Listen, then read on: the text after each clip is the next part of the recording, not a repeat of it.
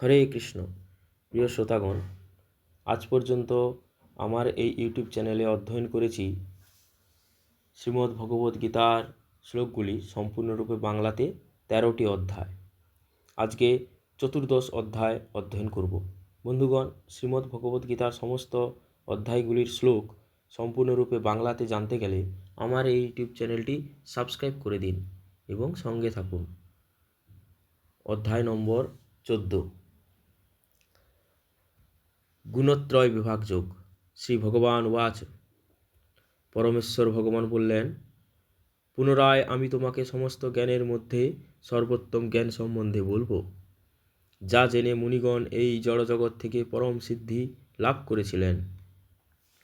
এই জ্ঞান আশ্রয় করলে জীব আমার পরা প্রকৃতি লাভ করে। তখন আর সে সৃষ্টির সময়ে জন্মগ্রহণ করেন না এবং প্রলয়কালেও ব্যথিত হন না। হে ভারত, প্রকৃতি সংযক ব্রহ্ম আমার যোনিস্বরূপ এবং সেই ব্রহ্মে আমি গর্ভাধান করি, যার ফলে সমস্ত জীবের জন্ম হয়। হে কৌন্তেয়, সকল যোনিতে যে সমস্ত মূর্তি প্রকাশিত হয়, ব্রহ্মরূপী যোনি তাদের জননী স্বরূপা এবং আমি তাদের বীজ প্রদানকারী পিতা। হে মহাবাহ, জড়া প্রকৃতি থেকে জাত সত্য, রজ ও তম এই তিনটি গুণ এই দেহের মধ্যে অবস্থিত অব্যয় জীবকে আবদ্ধ করে। হে নিষ্পাপ, এই তিনটি গুণের মধ্যে সত্যগুণ নির্মল হওয়ার ফলে প্রকাশকারী ও পাপ শূন্য এবং সুখ ও জ্ঞানের সঙ্গে দ্বারা জীবকে আবদ্ধ করে। হে কৌন্তেয়, রজগুণ অনুরাগাত্মক এবং তা তৃষ্ণা ও আসক্তি থেকে উৎপন্ন বলে জানবে এবং সেই রজগুণী জীবকে সকাম কর্মের আসক্তির দ্বারা আবদ্ধ করে। হে ভারত, অজ্ঞানজাত তমগুণকে সমস্ত জীবের মোহনকারী বলে জানবে। সেই তমগুণ প্রমাদ, আলস্য ও নিদ্রার দ্বারা জীবকে আবদ্ধ করে। হে ভারত, সত্যগুণ জীবকে সুখে আবদ্ধ করে, রজগুণ জীবকে সকাম কর্মে আবদ্ধ করে এবং তমগুণ প্রমাদে আবদ্ধ করে। হে ভারত, রজ ও তমগুণকে পরাভূত করে সত্যগুণ প্রবল করো। সত্য ও তমগুণকে পরাভূত করে রজগুণ প্রবল হয় এবং সেভাবেই সত্য ও রজগুণকে পরাভূত করে তমগুণ প্রবল হয়। যখন এই দেহের সব কয়টি দ্বারে জ্ঞানের প্রকাশ হয়, তখন সত্যগুণ বর্ধিত হয়েছে বলে জানবে। হে ভরতশ্রেষ্ঠ, রজগুণ বর্ধিত হলে লোভ প্রবৃত্তি, কর্মে উদ্যম ও দুর্দমনীয় স্পৃহা বৃদ্ধি পায়। হে কুরুনন্দন, তমগুণ বর্ধিত হলে অজ্ঞান, অন্ধকার, নিষ্ক্রিয়তা, প্রমাদ ও মোহ উৎপন্ন হয়। যখন সত্যগুণ বৃদ্ধিপ্রাপ্তকালে দেহধারী জীব দেহত্যাগ করেন, তখন তিনি মহর্ষিদের নির্মল উচ্চতর লোকসমূহ লাভ করেন। রজগুণে মৃত্যু হলে কর্মাসক্ত মনুষ্যকুলে জন্ম হয়, তেমনি তমগুণে মৃত্যু হলে পশুজনিতে জন্ম হয়।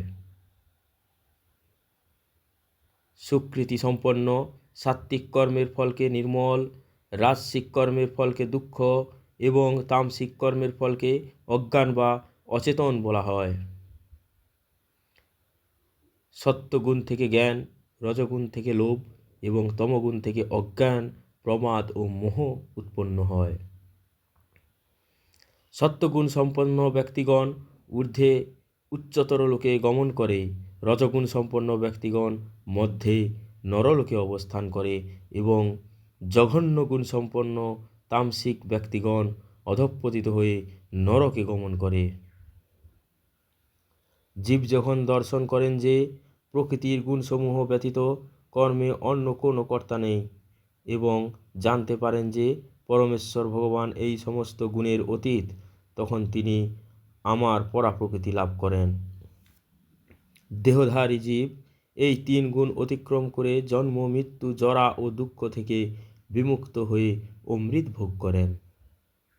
অর্জুন জিজ্ঞাসা করলেন, হে প্রভু, যিনি প্রকৃতির তিন গুণের অতীত, তিনি কি কি লক্ষণ দ্বারা জ্ঞাত হয়, তার আচরণ কী রকম এবং তিনি কিভাবে এই 3 গুণ অতিক্রম করেন? পরমেশ্বর ভগবান বললেন, হে পাণ্ডব, যিনি প্রকাশ, প্রবৃত্তি ও মোহ আবির্ভূত হলে দেশ করেন না এবং সেগুলি নিবৃত্ত হলেও আকাঙ্ক্ষা করেন না, যিনি উদাসীনের মতো অবস্থিত থেকে গুণসমূহের দ্বারা বিচলিত হন না, কিন্তু গুণসমূহ স্বীয় কার্যে পবিত্র হয়, এভাবেই জেনে অবস্থান করেন এবং তার দ্বারা চঞ্চলতা প্রাপ্ত হন না, যিনি আত্মস্বরূপে অবস্থিত এবং সুখ ও দুঃখে সমভাবাপন্ন, যিনি মাটির ঢেলা, পাথর ও স্বর্ণে সমদৃষ্টি সম্পন্ন, যিনি প্রিয় ও অপ্রিয় বিষয়ে সমভাবাপন্ন, যিনি ধৈর্যশীল এবং নিন্দা, স্তুতি, মান ও অপমানে সমভাবাপন্ন, যিনি শত্রু ও মিত্র উভয়ের প্রতি সমভাবাপন্ন এবং যিনি সমস্ত কর্মোদ্যম পরিত্যাগী, তিনি গুণাতীত বলে কথিত হন। যিনি ঐকান্তিক ভক্তিযোগ সহকারে আমার সেবা করেন, তিনি প্রকৃতির সমস্ত গুণকে অতিক্রম করে ব্রহ্মভূত স্তরে উন্নীত হন। আমি নির্বিশেষ ব্রহ্মের প্রতিষ্ঠা বা আশ্রয়, অব্যয় অমৃতের, শাশ্বত ধর্মের এবং ঐকান্তিক সুখের আমিই আশ্রয়। হরে কৃষ্ণ। প্রিয় শ্রোতাগণ, শ্রীমদ্ ভগবদ্গীতার 14 অধ্যায় এইখানেই সমাপ্ত হলো। এর পরের ভিডিওতে আমরা জানব শ্রীমদ্ ভগবদ্গীতার 15 নম্বর অধ্যায়। হরে কৃষ্ণ কৃষ্ণ কৃষ্ণ হরে হরে, হরে রাম রাম রাম হরে হরে। জয় শ্রীকৃষ্ণ।